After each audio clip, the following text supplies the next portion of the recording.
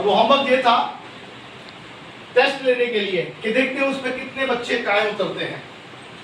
उस टीचर ने कहा आपको अपने घर में जाना है, एक मुर्गा लेना है।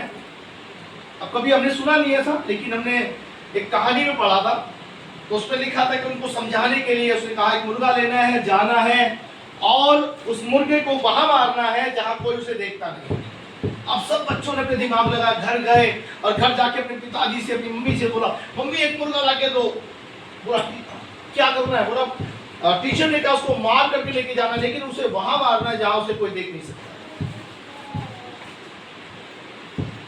ऐसा है कोई कि आप कुछ करें और कोई देखे ना? सब बच्चे गए मुर्गे को देख करके और स्कूल में पहुंचे। एक बच्चा जिंदा मुर्गा लेके गया। टीचर ने कहा तूने क्यों नहीं किया? सर आपने कहा कि जहां कोई तुझे देखता ना हो वहां उसको मारना।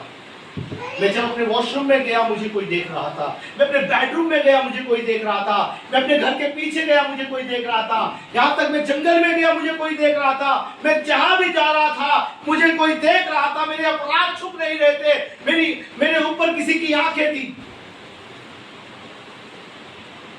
कि जिसने हमें बनाया वो मुझे देख रहा।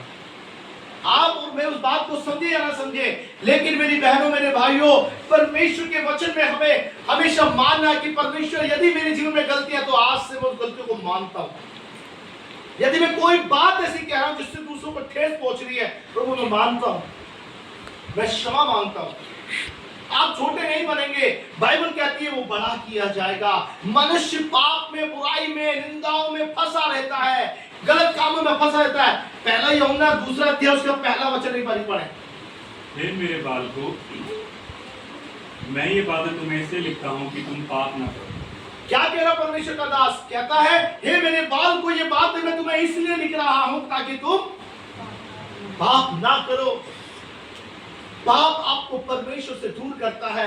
पाप आपकी जिंदगी में एक ऐसा तूफान जो आपके घर को खराब कर सकता है, आपकी आत्मिक जीवन को खराब कर सकता है। बुराइयां आपको परमेश्वर से दूर लेके जा सकती है। हालेलुया।